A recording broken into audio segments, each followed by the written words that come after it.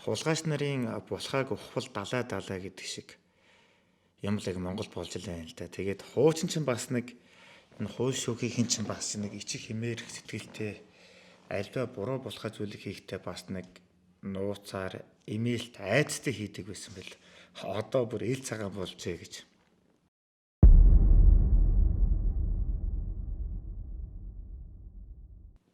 За өнөөдөр тас цагийн эмээ сайтын сэтгүүлч Баярмаа шүүхийн эрхэл зөвлөлийн одоо байгууллага дээр очижээ.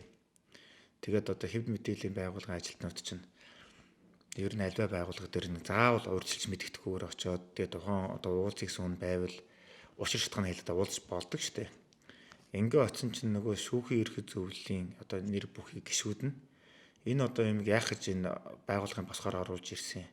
Наадхыгаа хөөж чирч гарах гэж одоо замдарч загинж яана гинэ.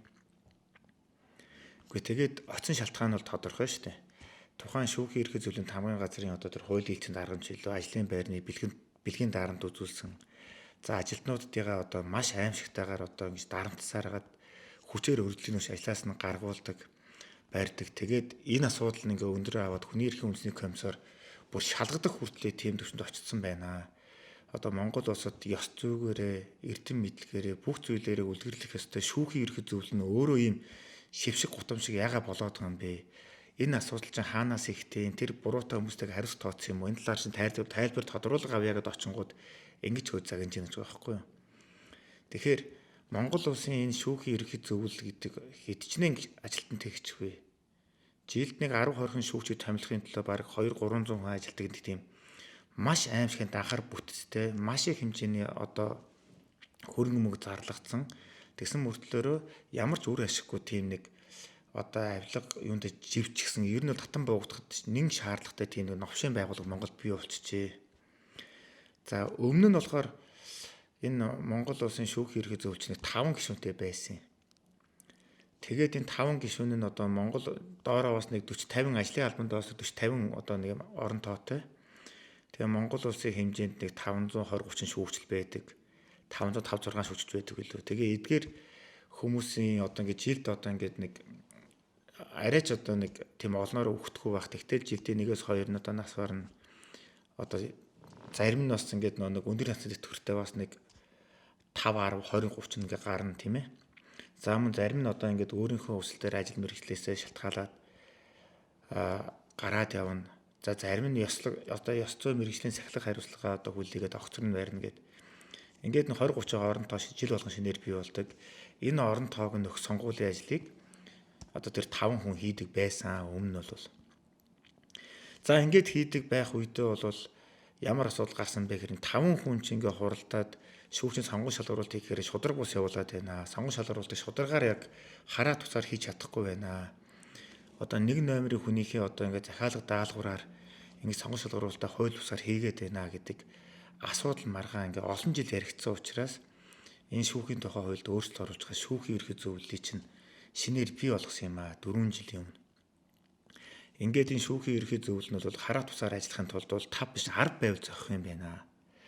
За 5 хүнийг нь болохоор энэ шүүх салбарт ажилладаг, яг шүүгчээр ажилладаг энэ Монгол улсын 500 одоо энэ 5 10 20 хүн 520 хүн 20-од хүн одоо гэж өөрсдөөс ингээд дундаасаа нэр дэвшээд шударгаар нэр дэвшээд тэгээд тэр 500 тэр 10 хэдэн шүүгч 20-од шүүгч нь одоо тэр нэр дэвшигчнэрээс одоо өөртөө саналаа өгөөд ингээ хамгийн олон одоо шүүгч санал авсан хүн шүүхийн эрхэл зөвлөлийн гишүүнээр ажилладаг болёо гэдэг нэг юм зүйлтэй болсон. Үлдсэн 5-ыг нь болохоор одоо их хурлаас тэд ерөнхийлөгчөөс тэд эртний нийгмийн байгууллагаас тэджилээ ингээд 5 хүн нийтдээ ингээ 10 хүн бүрэлдээ тогтчих юм бол Монгол улсад одоо ингэж шудраг усыг сахиулах ёстой шудраг усны одоо хуульчийн одоо хамгийн дээд хэмжүүр гэж яригддаг энэ шүүгчийн ажлыг бол шүүгчийг сонгон шалгаруулах ажлыг шударгаар хийдэг болно гэж үзээд өөрчилж байсан юм аа. За яг энэ жишгийн дагуу 2021 онд юм байх та. Эхний 10 гишүүн сонгогдсон. Одоо ингээд тэр 10 хүнийх нь одоо бүрэн эрхийн хугацаанд дуусаад дараагийнх нь одоо хүмүүс нь сонгох шалгаруулах ажил нь хийгдэхдээ ингээд тулаа явж байна. Бүр одоо ингээд шүүхийн эрхэл зөвлөлийн сайт руу та бүхэн ороод харах юм бол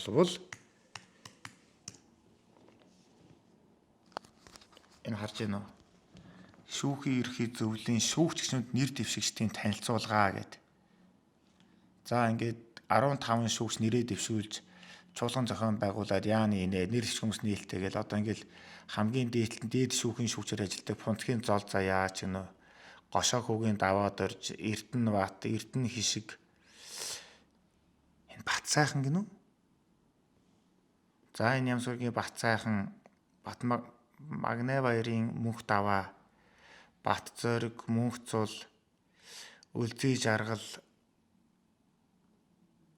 даваас хүрэн жанчив нямбуу мөнх цул одон туул оюун бэлэг өсөх баяр нарын одоо энэ хүмүүс шүүхийн ерхий зөвлөлийн одоо тэр 5 гишүүнд шүүгчээ сонгогдох 5 гишүүнд нэр дэвшиж байгаа юм байна. За яг хөө тэгээд энэ шүүгчээр насаараа ажилласан хүмүүс нэр дэвшиж болдгоо л яах вэ? Тэгтэл одоо ингээд дандаа нэг Монгол болж байгаа хогийн надын ч хэд гэж сонсогдох юм. Тэгэл мэдээлэл нь ирж байна л та. Ингээд нэр дэвшээд ингээд явж байгаа энэ нэр бүхий шүүгчнэр нь одоо улсын хэмжээнд байгаа энэ шүүгчнэр одоо тэр аймаг сумдад жоосон шүүгчнэр байгаа шүү дээ. Тэд дээрээ очиод ингээд бэлэг сэлт өгөөд архитект зохион байгуулад уулзч учраас намайг шүүхийн ерхий зөвлөлийн гишүүнээр ингээд дэмжиж өгөөрэй, сонгоод өгөөрэй гэд. Одоо нэгэсэндээ улсын хурлын гишүүд чинь нэг сонгогч нартаа нэг за ханд одор мадар гэдчих бол дохны гарч хийдэ эний хөнжил өгчтэй. Зарим нь болохоор нэг мөнгөтэй хүмүүс нь болоод ирэхээр ингээд нэг 100 200-аас ингээд өгөөд ингээд сандыг худалдаж авдаг шүү дээ. Яг тэрнтэй адилхан ингээд явж яаг юм л тээ. Ингээ бүр ямар булаа вэ одоо. Тэгээ бүр нөгөө энд нь ингээд харсан ингээд шүүгчнэр надад хэлээд байгаа байхгүй. Үгүй энэ балер юм болоод байна гэж ингээд.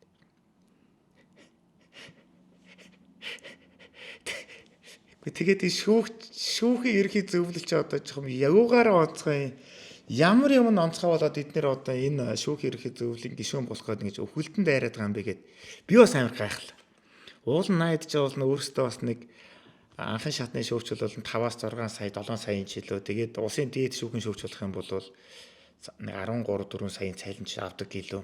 Энэ цалин авдаг хүмүүс гэж байгаа байхгүй. Гэхдээ тийм байтал чинь тэгээд үхснээ хийгээд тэр шүүхийн ерхий зөвлөлийн одоо гишүүн болох гээд ингээд дайраад байгаа юм бэ гэд. Ингээ гайхаа бодсон чинь бас энэ шүүхийн ерхий зөвлөлийн гишүүн чих унцтай ажил болцсон гинэ. Тэгээд 2017 онд ч тийм намайг Монголын Хөдөө санд ажилладаг байхад би бас тухайн үед энэ одоо энэ хууль тухайн үед Монголын хуульчдын холбооны ерөнхийлөгч байсан баха энэ гүн бэлэг ах. Тэгээ одоо энэ шүүхийн улсын зөвлөлтөрчлөө үндсэн хуулийн цэцгийн гишүүнээр ажиллаж байгаа тэр нэг хаалзан мөнх сайхан багш эднүстэй ингээл уулзаал. Тэгээд янз янзын тэр хуулийн салбарынхантай уулзаал ингээд ямарваа нэг уулзалтан дээр ч уулзаад ярихад тэгдэг байсан байхгүй. Энэ шүүгчид нарыг ингэж нэг хахуулаар томилох явдал бүр одоо бүр арай гаараад байна. Бүр арай давраад байна. Тэгээд бид нар дээр ирээд одоо ингэ гомдлоод ах юм аа шүүгч нар маань гэд. Хүм хуульчд маань гэд. Яасан гэдгсэн чинь анхан шатны шүүхийн шүүгч болоход босго үнэтэй ингэ 50 сая төгрөгийн хахуулыг шүүхийн ерхий зөвлөлийн одоо нэр бүхэл 5 хүнд нь өгчдөг. Тэгээд тэдний одоо хинээр шамжилт мөнгө авдаг юм тийм ээ. Тэгээ мөнгөө өгсөн хүмүүс нь болохоор яаж иж байгаа сонгон шалгаралтаас нь толгой хоосон одоо бүр юу ч мэдэхгүй байсан ч гэсэн хамаагүй яаж иж байгаа дээшээгээ нэр нь ихтэй ерхийлэгч очдог тэгээ шүүгчээр цамлагддаг. За тэр давх шатны шүүх болоод ирэхээр 100 сая, улсын дээд шүүх болонгод 300 сая ч амар өндөр үнэтэй. Тэгээд ингэ явдаг байсан гэдэг ч байгаа байхгүй. 17 оны мэг би яриад шүү дээ 17 8 он үед.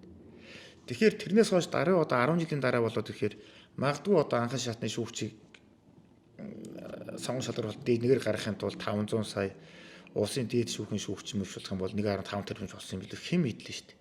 Ийм заваан болцсон болол эднэр энэ местр үхэн хатаа явж байгаа шүү дээ.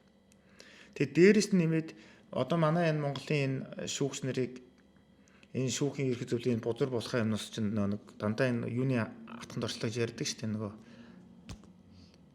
нөгөө бизнес бүлэглэх нөгөө юу засгийг хүртэл онголдуулдаг, улсыг хүртэл тонгордог том бизнесийн одоо хулаад авсан бизнес бүлэглэл байгаа шүү дээ. Эднэр чинь бас ингэ санхүүжүүлж байдаг юм байна. Өөртөө нөө үнээс гарахгүй ингээ хэдэн цаас өгчих юм бол хэнийг ч юу ч болгоод ингээ далхаа зохиж чаддаг тийм шир болцсон хулгайч нарыг одоо энэ шүүх салбар руу оруулахын тулд энэ шүүхийн ерхий зөвлөлөө авах хэрэгтэй байт юм байна. Шүүхийн ерхий зөвлөлөө авахын тулд яадаг үг гэхээр одоо яг энэ хүмүүс нэг мөнгө төгрөгийг нэг санхүүжүүлж байгаа та нар ингээд хөдөөгөр яв ийм мөнгө нэг тэг чандив тараа ингэж харигтлын зохион байгуул ингэж явуулж явуулж байна гэж би хардж байгаа байхгүй. Гэхдээ тийм биш байтлаас хэн одоо ингэж өндөр цалинтай ажиллаа энэ өндөр нэр хүндтэй ажиллаа хаяа тийш орохыг өвхөлтөн ингэж тэмцэлдэж таарах юм. Гэхдээ тийм баг үст. Тэгээ Монгол улс маань яг юм мапатлсан юм хогийн ус болж байна. Тэгээд нэг хүн засгалдаг, хууль засгалдаг болгоно гэж хийсэн нөгөө хүн маань эсэргээр одоо хамгийн төгс төгөлдөр болохыг одоо бичлэн үлгэрлэн харуулж байна. Тэгээ зүгээр нэг намын дараа сонгол болоход л одоо ингээл хүн амтны барьж хориолыг хилдэг тийм ээ. Тэгэл ялагдсан тал нь болоод ирэнгүүтэл гинтгэн нөгөө өсөлтөгчийг нуханд харуулахаар ч юм уу мэдгүй хууль сайд байдаа тавилал бүр ингээд завхарсан заваа юм болж байгаа байхгүй. Гэтэл яг энтэй зэрэгцээд Монголын шүүхийн ерхий зөвлөлийн одоо шүүгч одоо гишүүдийнх нь хүмүүс нүртэл ингээд заваараа явж байгаа гэдэг бол энэ улс бол бүр үнэхээр болохоо байсныг үнэхээр одоо нөгөө альва нөгөө уналт гэж байдаг бол тэр нь уландаа хүрснийг харуулж байна. Тэгээ одоо энэ муха заваан залхаа байдлаа өөрчлөё. Үүнийг хідэж хүлцгэн болтё хүмүүсээ хүн артаа шүүгч нараа. Ядаж энэ ингээд намайг ингээд сонгоод өгөөрэй гэдэг ингээд нэг арх бэлэг барай гүйж байгаа тэр хог шааруудыг сонгохгүй байхад шүүгт та нар манаас оройлоод нэг оролцоорой. Энэ Монгол улс чинь ингэж одоо энэ байдал чинь ингээд дэвэрч чад энэ байдал чинь ингээд урагшин бухшаад явах юм бол нэг л өдөр Непал болно шүү. Хогийн муухай юм болно шүү. Улс орноо галдаж түүмэрдэх тийм аюултай байдалд орно шүү. Тэгээд энэ бүр хэлэх үг олдохгүй. Тэгээд ийм муухай юмаа өөрчлөлтгөө. Ер нь өөр болцгоё. Одоо энэ шүүхийн ерхий зөвлөлийнхэн одоо бол 10 болоод ингэ сайжирчлаа гэдгсэн чинь үгүй байгаа байхгүй юу? Бүр аим шиг муухай болсон. Ингээд юм асууйгод очсон сэтгүүлчийг урдаас нь хэн миний босгоод болоод оруулж идэг. Одоо энэ шүүхийн ерхий зөвлөлийн гишүүнээр ажиллаж исэн бүр тухай дараагаар нь ажиллаж исэн онон чимэг гэдэг бузар хүүхний талаар би бүр нэвтрүүлэг хийж ирсэн шүү дээ. Хүүхдийн зууд үйл ажиллагаа явуулдаг нэг бизнесмен ахын ах уу байгаа байхгүй юу? 4 давхар офстэй. Гэтэл нөгөө онон чимэг гэдэг одоо тэр шүүхийн ерхий зөвлөлийн даалгаар дараагаар 2 жилийн өмнө ажиллажсэн тэр балиар авгаа чинь өмнө нотротч байх үедээ яасан бэ гэхээр нотротч байх үедээ хуурамч хилцэл хийгээд хүний одоо тэр паспорт дээр гар хүссэн одоо итгэмжлэн бүх юм хуурамчаар хийгээд 4 давхар офсыг нь 6 давхар офсыг нь дээрэмдж авахд оролцсон байгаа шүү дээ. Тэр нь одоо ишлэгдсэн шүү дээ. Тухайн хулгайг тэр онон чимэг гэдэг шүүхийн ерхий зөвлөлийн даргатай хамтарч хийсэн тэр Монгол улсын их сургуулийн багш Янжин хорлоо байлаа. Тэр чин бүр одоо ингээд гин буруунд бүх шатнаад тогтоогдоод одоо ингээд шүүхтэр баг ял авцсан байх. Баг 2 сарын өмнө л одоо ингээд шүүхтэр очлоо. Энэ авгаа одоо ингээд шүүхтэр ял авч яана гэд очсон байгаа байхгүй. Тэгээ яг тэр онон чимэг гэдэг арталтан тэр нэг том мотор нь тэр том хулгайчин дээр нь байсан болохоор сайхныг хүртэл ингээд ялахгүй байж байгаа. Тэгээ одоо ингээд яалтчгүй үнд гүйцэхтэй ингээд очиж байгаа шүү дээ. Анхнаасаа л ингээд энэ байгууллага тийм муу муухай хүмүүс үргэлжлээд эхлэнгүүд ярьсан бээр эхлээд бүх ажлын албаа сольж ингээд 50-аад албан хаагчтай 30-аад албан хаагчтай болдог байсан байгууллагыг 200 300 болгож томсгосон. Зүгээр нэг референтийн цалин 10 сая ч илүү амар өндөр үнэтэй. Тэгээд дээрэс нэмээд тэр шүүхийн ерхий зөвлөлд маш олон жилийн турш маш сайн ажиллаад бүх хөвлөхөнтэйгээ харьцаа суучсан бүх мэдээллийг ил тод өгдөг байсан мэрэгсэн бүх алба хаагчдыг бүгдийг нь халж хаяад хөөж хаяад хэнийг мэдж таньдгүй тийм нийгмийн шаар шахруунд авчир тавьчихсан. Нөгөөд нь ажиллаа мэдхгүй. Тэгээд мэдээг оруулж мэдхгүй. Юу ч мэдхгүй. Тэгээ асуухаар нэг пидүүдийсэн тийм нэг хэгжүүн яриатай нэг хэдэн муухай афганаар. Тэгээ одоо энэ шүүхийн ерхий зөвлөлийг бид нэр ийм гой өндөр түвшинд хүрнэж хүлээлт маань байгаад их хурлаас ийм их төсөв мөнгө тавиад ингэ томилсон чинь ийм новшин болгочих юм бол одоо энэ байгууллага нэг бол татан буулгах ёстой. Нэг бол хуучин шиг нь болгож агшаах ёстой тэр 20 30 хүнтэй.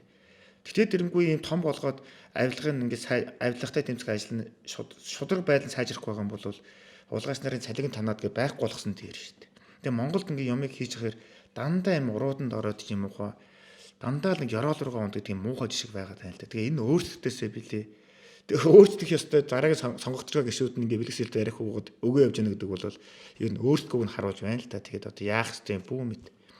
Яа Монгол нэр үнэхээр бүтэхгүй нэрээс.